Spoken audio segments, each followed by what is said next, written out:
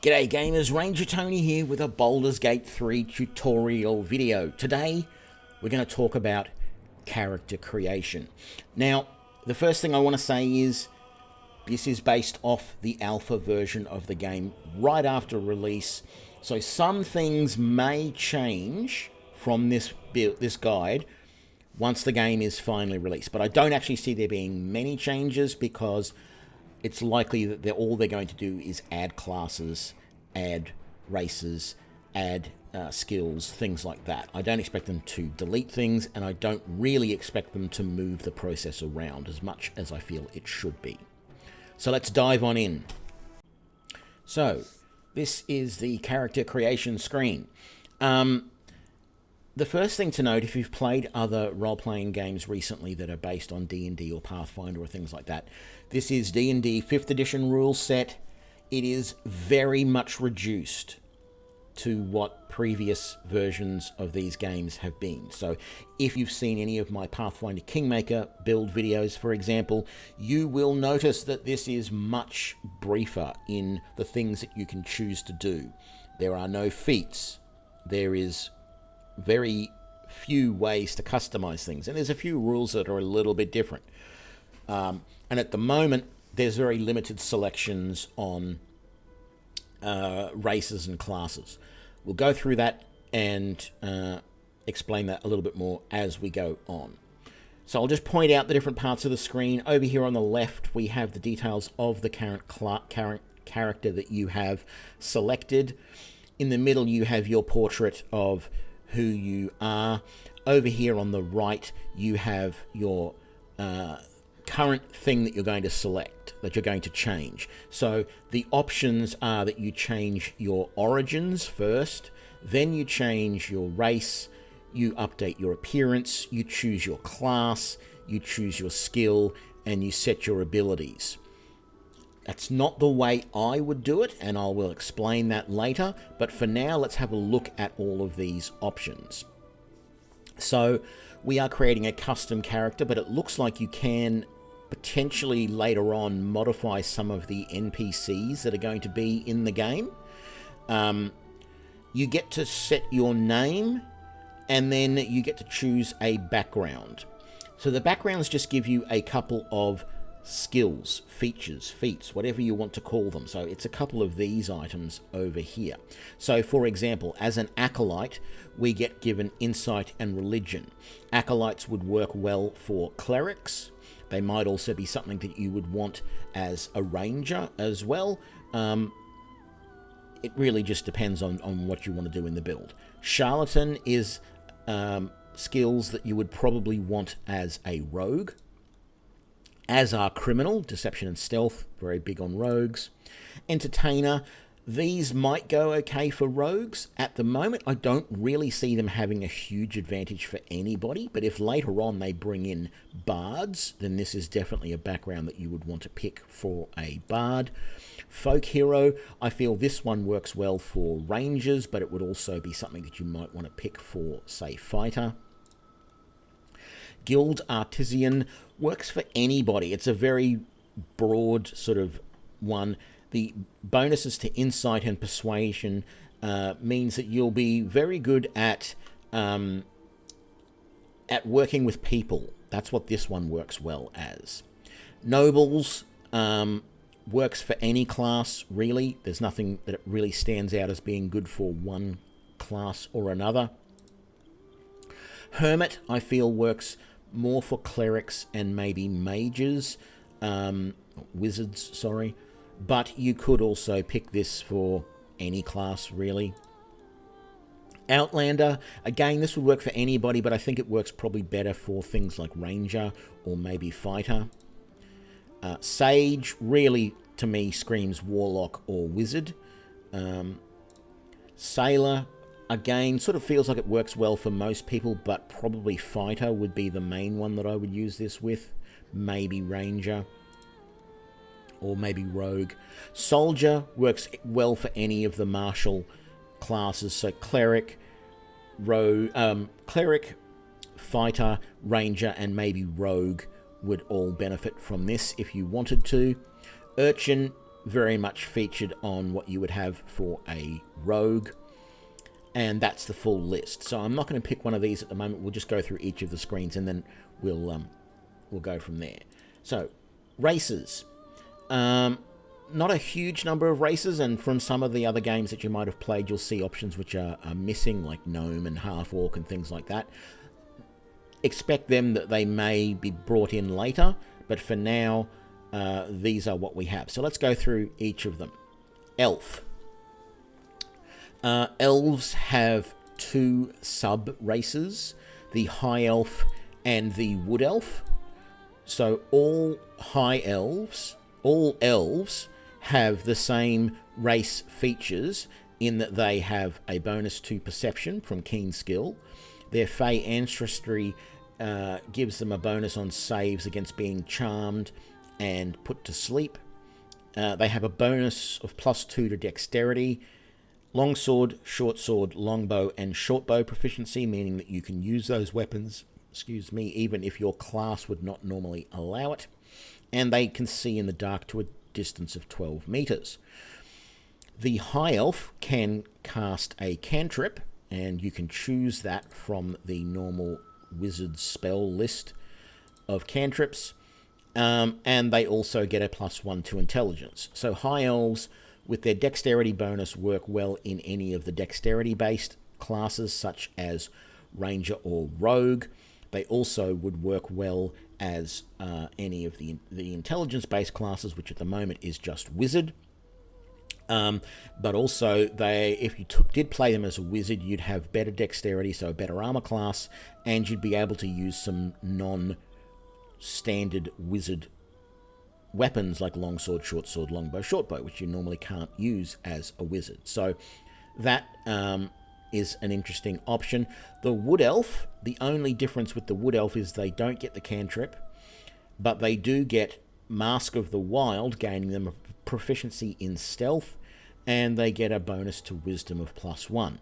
This makes them perfect as rangers because dexterity and wisdom are the prime attributes of a ranger, but they again would fit into most of the dex-based classes, and you could also use them well for clerics because that's what wisdom works well in. And the tooltip here actually suggests druids as well. Druids are not available yet, but if they are, they would work well. Wood elves would work well with that. Tieflings. So, if you don't know, Tieflings are the cross between a human or demi-human and a devil, a demon, something like that. And it's not necessarily an immediate cross. It's just some point in your past there was a mating, forced or otherwise, I guess. So there are 3 types of Tiefling subrace. There are the Asmodeus Tieflings, there are the Mistopheles Tieflings, and there are the Zariel Tieflings. Now, the Asmodeus, they all share hellish resistance, meaning they get a resistance to fire. They all have dark vision to 12 meters. The Asmodeus Tieflings get a bonus to intelligence and charisma. And they can cast the Thaumaturgy cantrip once a day, which gives them, or multiple times a day actually, which gives them an advantage on intimidation and performance. So that means the charisma means they'll be good at any of the charisma-based classes. So at the moment that's just Warlock, but eventually Paladins and Bards would work well. That bonus to intelligence means you might want to use them as mages. So that's what Asmodeus Tieflings would work well as. Mistopheles Tieflings, they also have intelligence and charisma. The only difference is that their cantrip is Mage Hand, which is like telekinesis, manipulating objects at a distance. Again, they're going to be good at the same classes, Warlock in this case, but maybe later Bards and Paladins, things like that. And then finally, the Zariel Tieflings, they have a bonus to strength and charisma. So again, charisma-based classes, but also you might want to use them as a fighter. And they also get the Thaumaturgy cantrip. Drow. In a lot of other games, Drow are considered to be a subrace of elf, but they've completely separated them out here, and there are two subraces of Drow. There is the Loth-sworn Drow. These are Drow that belong to the goddess Lolth. And if you play a cleric, you will have no choice. You will be using Lolth as your deity. All Drow... and the other class is the Seldrine Drow, who have Saloon as their deity. Now, and so you can very loosely consider the Loth-sworn Drow to be evil and the Seldrine-sworn Drow to be good. Take that as you will.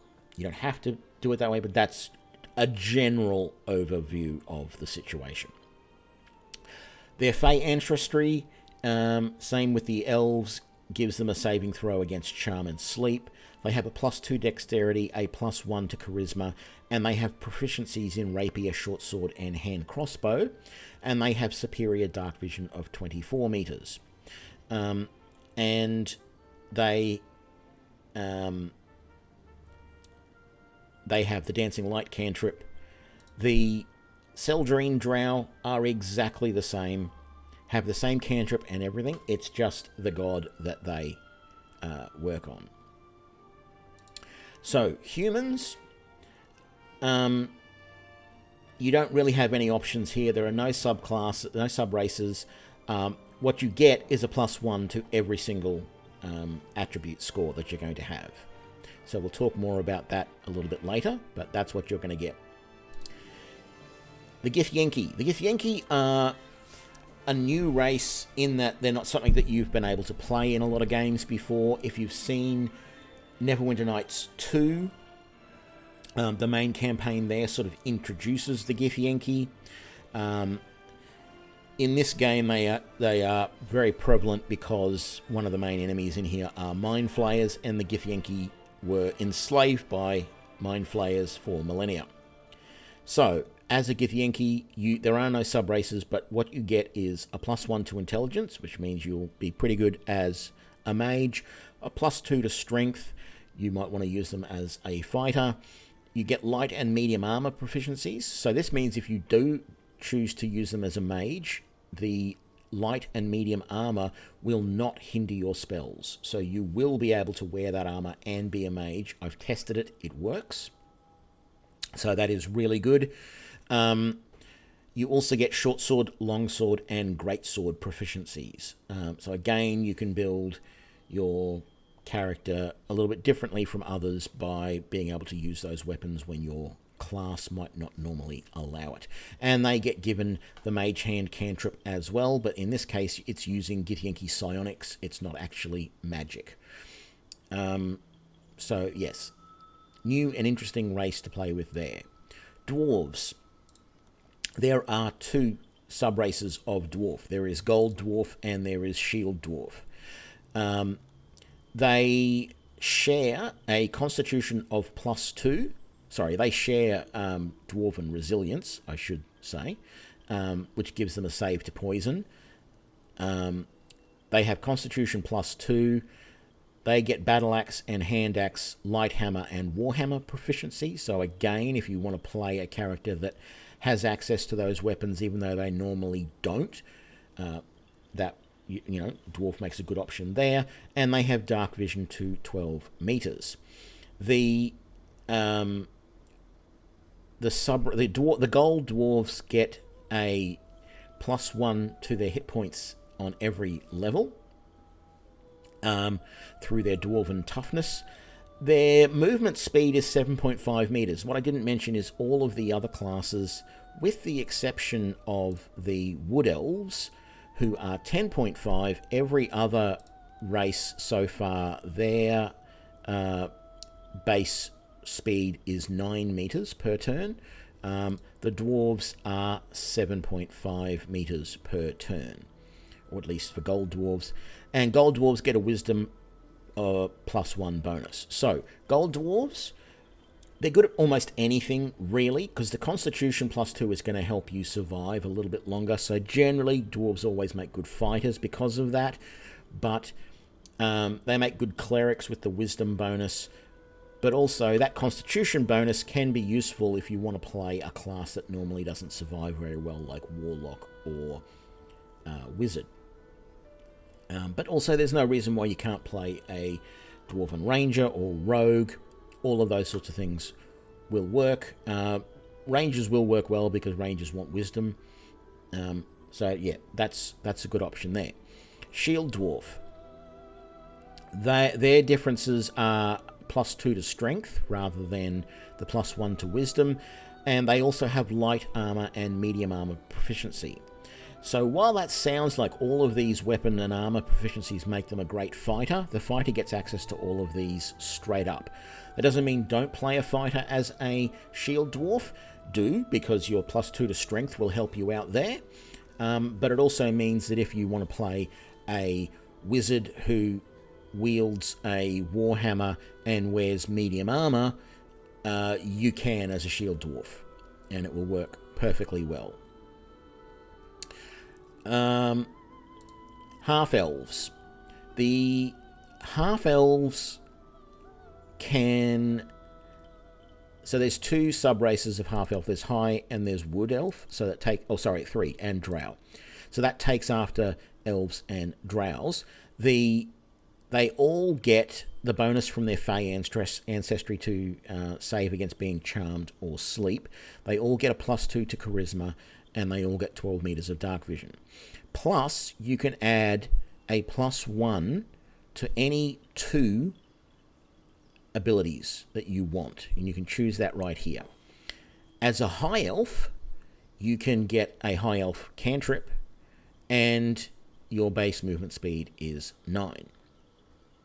So the high elf, half-elf, or the high half-elf, will make good warlocks with their charisma bonus, and then later on, if things like bard or paladin are available, that will work well as well. But, you know, these bonuses to abilities here mean that you can basically build a half-elf that'll work well in any of the classes. The wood half-elf is exactly the same, but their base speed is 10.5 meters rather than 9, which reflects what the wood elves get, and they get the Mask of the Wild that the wood elves get as well, and so they're proficient in stealth. So again, you could use this to your advantage in almost any class, but those advantages to these two do work well with rangers, but also rogues would take some advantage from that as well.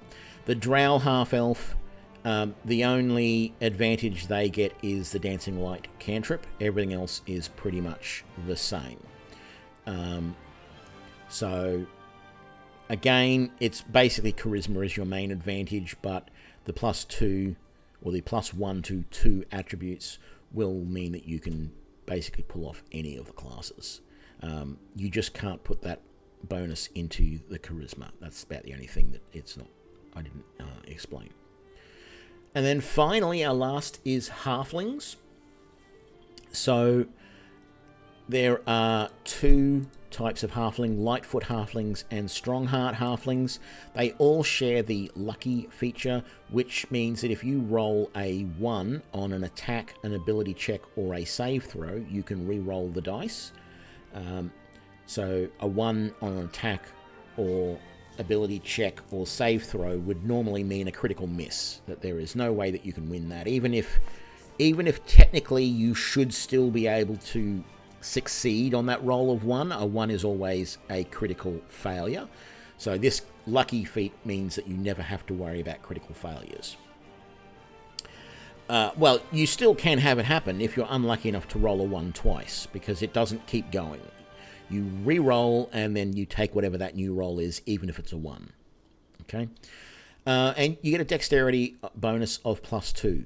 All halflings get that. Now, the Lightfoot halflings are naturally stealthy, but they have a base movement speed of 7.5, so they're the same as dwarves, and they have a charisma of +1. So Lightfoot will make great rogues. They will make okay warlocks. Eventually, they might make good bards or paladins. They will also make good rangers.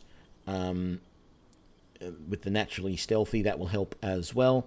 And that's it. The Strongheart Halflings, they have the Strongheart Resilience, which means they have, because it's believed that there is dwarven blood in the Strongheart line, they get the Strongheart Resilience, which is similar to the Dwarven Resilience in that they have a save against poison.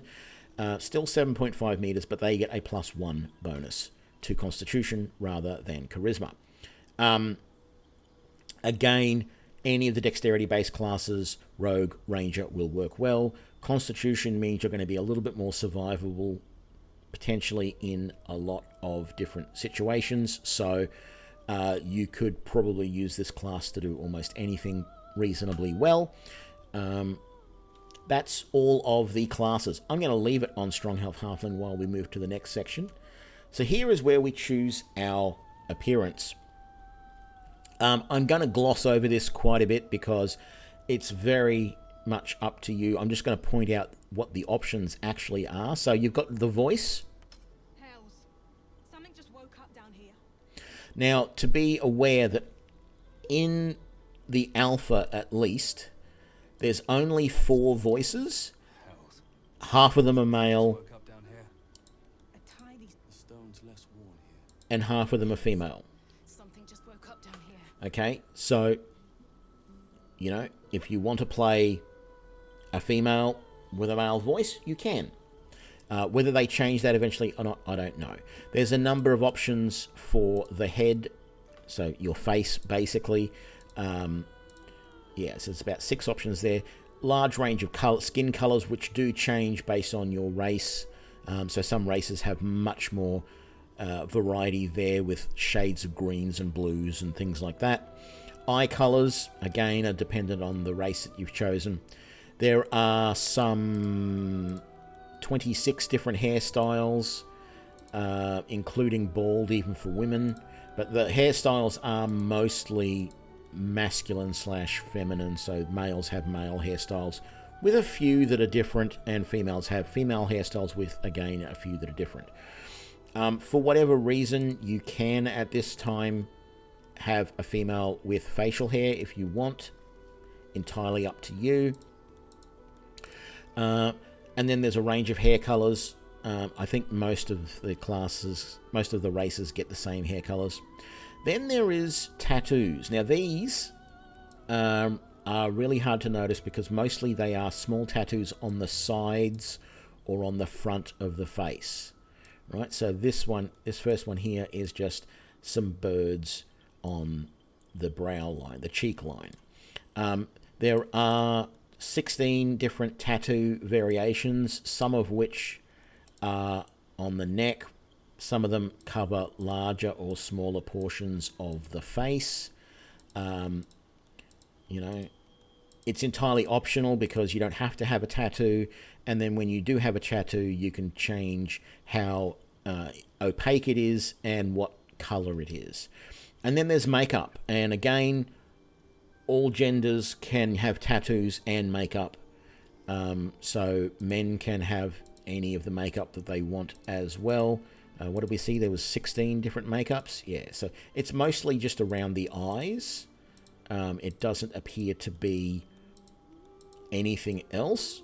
Maybe they will expand that later to do, you know, cheeks and lips and whatever. I don't know, but that's the makeup options. And then you have the intensity and the colors as well if you want to set on that. And that's how you set your appearance. Next, we have the class. So there's only 6 classes available in the alpha. I do expect that to improve later on. So let's see what they are for the moment. Cleric, Fighter, Ranger, Rogue, Warlock, and Wizard are what is currently available. So clerics are your divine spellcasters. There are 3 subclasses at the moment. There is Life Domain, where you are basically primarily focused on healing. There is the Light Domain, which is focused on justice and destroying undead. And then there is the Trickery Domain, which is focused on mischievous and chaotic things. These do have a minor change on the spells that you have available, but they do not change the deities that you can choose, which is a little bit strange, because Saloon, for example, would definitely be a light or life domain, but not a trickery. But the game doesn't differentiate. So if you've played, for example, Pathfinder Kingmaker, that has a very strong link between the domains and the deities that are available. They haven't done that here. Whether that changes or not in the future, I don't know. But that's what it's like at the moment. So there are a bunch of cantrips. I'm not going to go through them all. I will go through them in more detail when I do class-specific builds, but you can choose a number of cantrips and a number of prepared spells per day. And your subclass does, your deity or your life domain subclass does have minor changes to the class down here, but basically you get divine spells. You get a wisdom save and charisma save bonus. You can use light and medium armor. You can use shields, and you can use simple weapons. When you start the game as a cleric, you will start with, I think it's chainmail, medium armor, a shield, and a mace. There is no customization to change the weapon based on the deity or anything like that. The deities are, let me get back to the start. So there is Bane, who is one of the evil gods. There is Helm, who's the god of watching and guarding. There is Merkel, who was another one of the evil gods, one of the dead 3. There is Illimanter, the crying god, who's into suffering and pain. There's Mystara, the god of magic. There's Omega, the god of invention and knowledge. There's Kelemvor, the god of the dead. There's Baal, the god of murder, again, evil. Of note, though, Kelemvor was not evil. He is a neutral god. There is Moradin, the dwarven god of the hammer and smiths and art and mining and things like that. Corell and Lotharion, the creator elves. The Gar Glittergold, the gnomish god, even though, strangely enough, there are no gnomes in this game. And Yondala, the halfling goddess. Lolth, the drow goddess. Landagar, the dirge goddess. Valkith, the lich queen. Elistri, the good drow goddess of beauty and song. And Saloon, the goddess of the moon. Shah, the goddess of darkness. Tempest, the god of battles. Tyr, the god of justice and law. And we're back to Bane again. So that's the list of gods. Quite a large list. Doesn't cover every god in the Faerun pantheons, but covers a lot of them. But none of those choices actually influence anything in the game. Okay? So, which one are we on? The life domain clerics get heavy armor proficiency, okay, and then they get a disciple of life, which allows their healing spells to do 2 plus their spells level extra points of healing damage. And they, of course, they gain spells from their domain. So these guys make really great healers. Maybe not stay on Bane for a healer. The light domain subclass gives you access to a warding flare and domain spells. So the warding flare basically debuffs an attacker. Okay, and then the trickery domain, just the only feature you get there is some different spells that you get access to. That's it. As I said, I'm not going to go through that in detail until I do an actual class build. So fighters. Fighters, very simple. There is no subclass here. As a fighter, you will start the game with scale mail armor and a longsword. Now, treat the longsword a little bit differently from what you might have seen in other games. Basically, that longsword can be used two-handed. It's not a great sword, though, from my understanding. It is still a longsword. It can be used one-handed with a shield, I believe, but it can also be used two-handed. So it's a bit like the bastard sword. You have 12 hit points, whereas the cleric only started with 10. You start with 12 hit points per level as a fighter. You get strength and constitution saving throw proficiency. You can use all types of armor, a shield, and basically all types of weapon.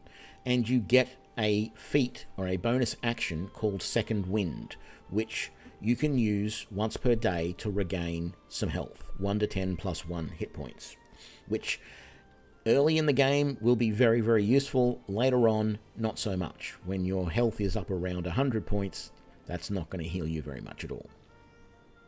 But it's nice to have nonetheless. And you can only use that on yourself. You can't use that to heal anybody else. Your fighter is your standard damage dealer. You do start with the longsword. You also start with a short bow, so you can do ranged attacks. And I would consider that you don't disregard that.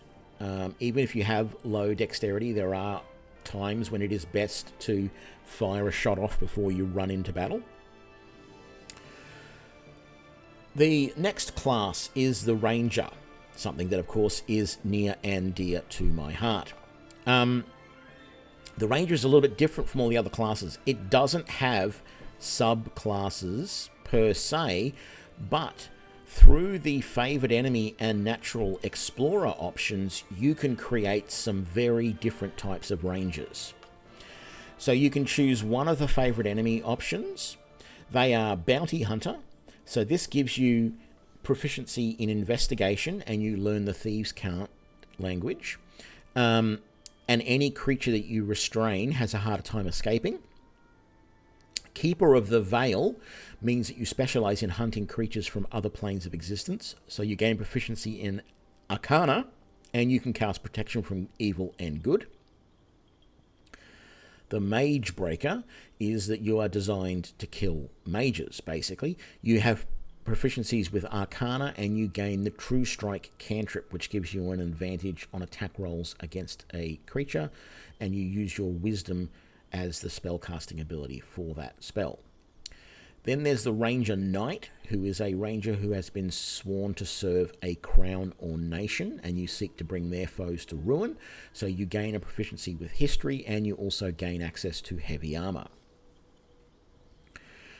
And then there is the Sanctified Stalker. So you are, as part of a holy or druidic order, you gain proficiency to religion and the Sacred Flame cantrip.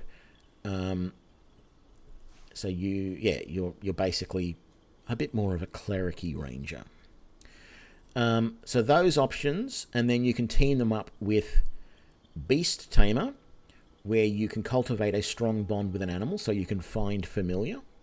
You can cast that as a ritual. There's Urban Tracker, where you are expert at navigating the wilds within the city, so you're proficient with Disguise and Thief Tool. There is the Wastelands Warrior Cold, where you are expert at living in cold climates. Wasteland Warrior Fire, where you're an expert at living in hot climates and you take less damage from fire. And Wasteland Wanderer Poison, where you're an expert at living in swampy areas and you take less damage from poison. You also have 12 hit points per level, same as the fighter. You get strength and dexterity save throw bonuses, light and medium armor, although if you take Ranger Knight you get heavy armor as well. You can use a shield, and you can use all simple and martial weapons. You start the game with a short bow and a short sword. Basically, do with it as you will. I'm very interested in trying the Bounty Hunter Urban Tracker option. I think that is a interesting combination, but a lot of these they're all interesting combinations in my opinion. If you want to take the standard sort of ranger that has been around for a while, the Dritz de Werden type of one, something like Beast Tamer and Keeper of the Veil would be a good option, but there are a lot of other things, and you can be sure I'm going to do a ranger build video sometime in the near future. Rogues. Again, no subclasses with rogues, and not really any way to customize them, so they're very similar to the fighter. You get you start with 10 hit points per level. You get dexterity and intelligence save throw proficiencies. You only get access to light armor and simple weapons, but you can use a hand crossbow, a long sword, a rapier, and a short sword. And you get 2 special actions, the sneak attack melee and the sneak attack ranged. And they just basically do an extra 1d6 of damage to your opponent when you attack. You have to have advantage, or you have to have advantage of that enemy or another target within 1.5 meters of it, and don't have disadvantage to be able to use that.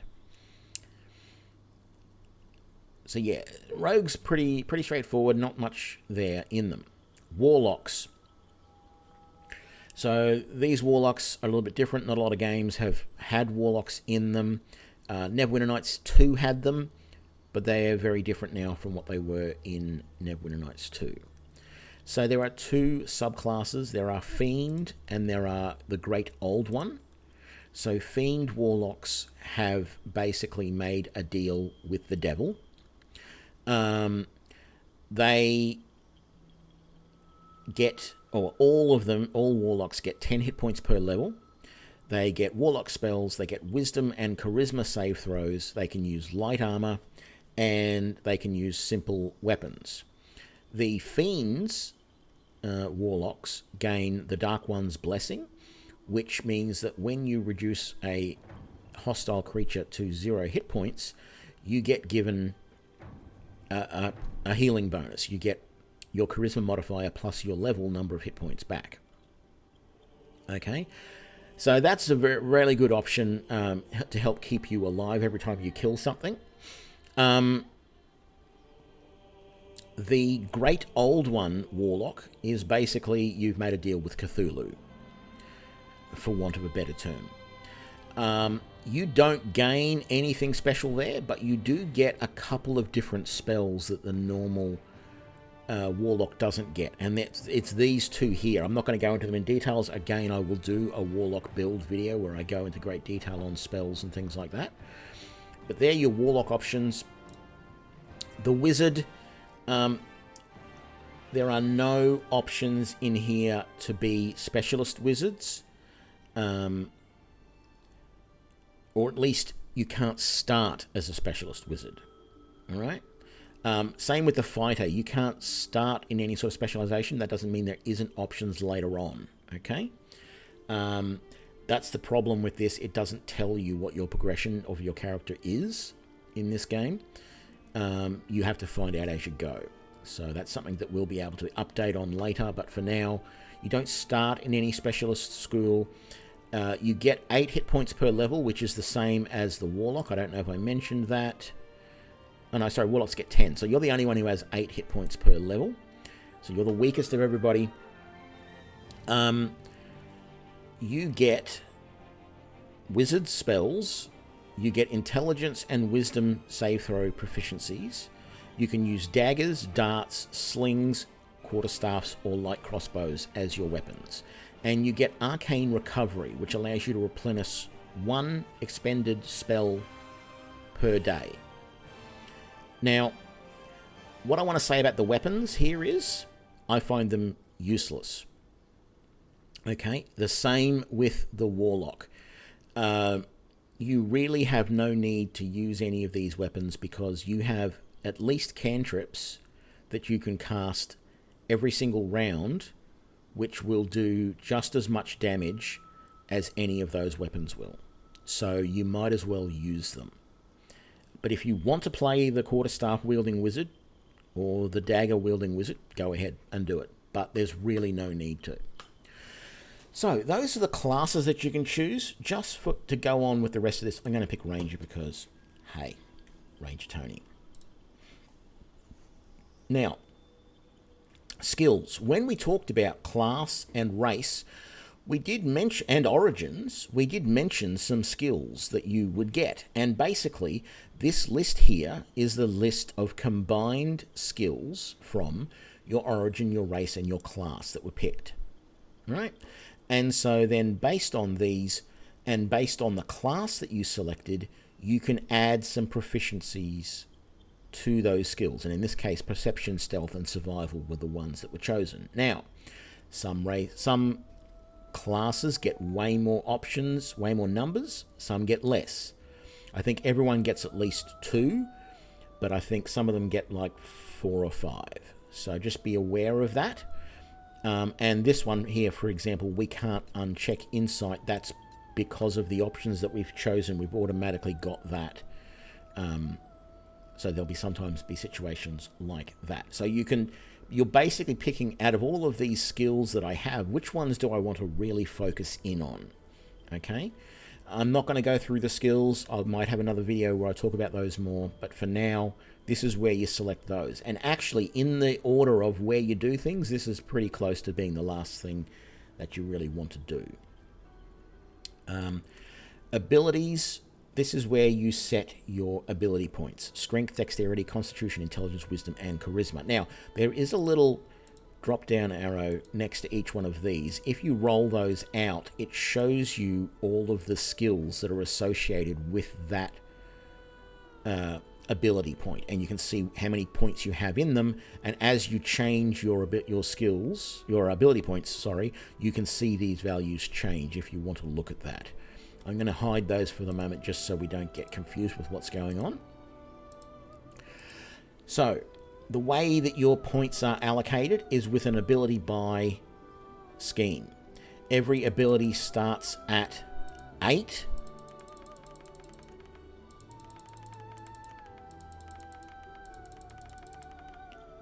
And you have 27 points to buy. Now you'll notice that my dexterity is 10 and my constitution is +1. That's because I am playing a stout half halfling who gets a +2 bonus to dexterity and a +1 bonus to constitution. So I can then allocate the points where I want.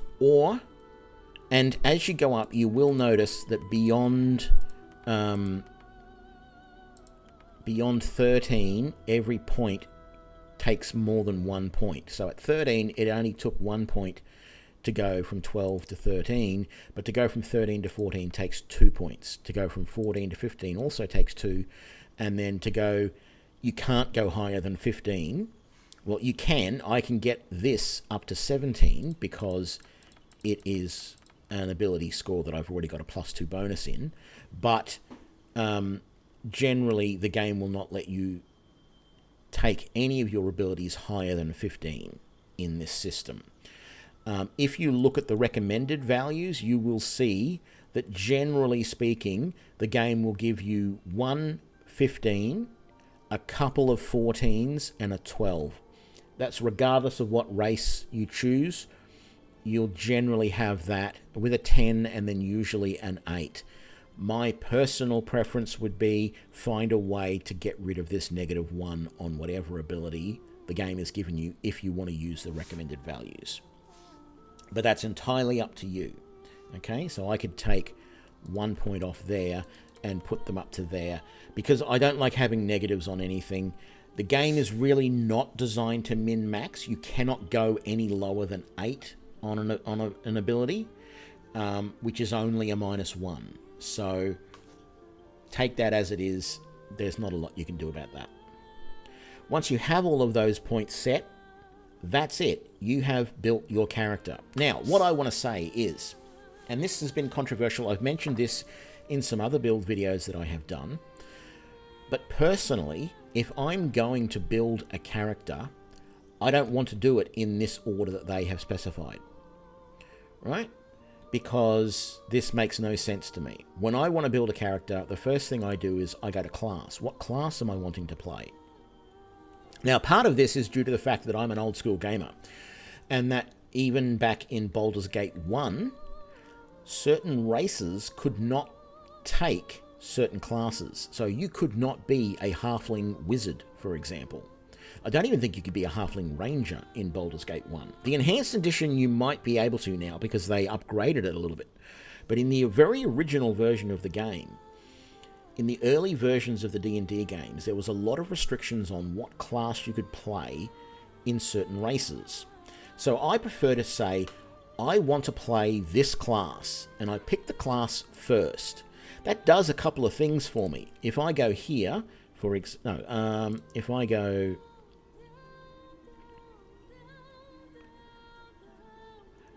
Well, it doesn't really matter what class I pick, but any class that I pick, right? If I pick Rogue, for example, this is going to tell me straight up what my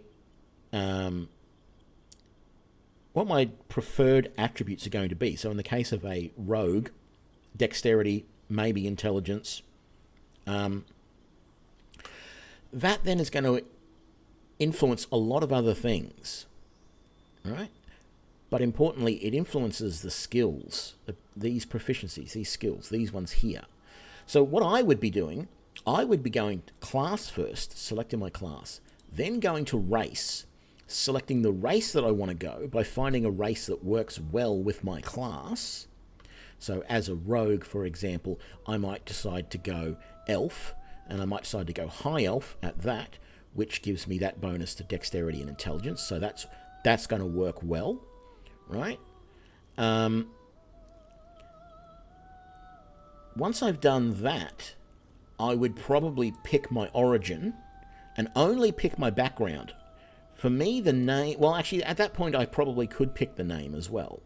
Because for me, I can't pick the name first and then build a character around that. I pick a name based on the character that I've built. So I would go class, race, origin... and then I would pick my abilities, and then my skills, and then finally I would pick my appearance, and I would be done. And when I do any of my build videos, that's the order I'm going to do them in. Okay? But I don't see them change. I don't see Larian Studios changing this order just because I feel it's wrong. They obviously have a reason why they think the most important thing for you to do is give a name to your character before you've done anything else. You haven't... Technically, you can choose your gender here, but, you know, at no point do I think of a character's name first. I would think of their race before I thought of their name. But generally, I think of class first, and then race, then name. So class, race, origin...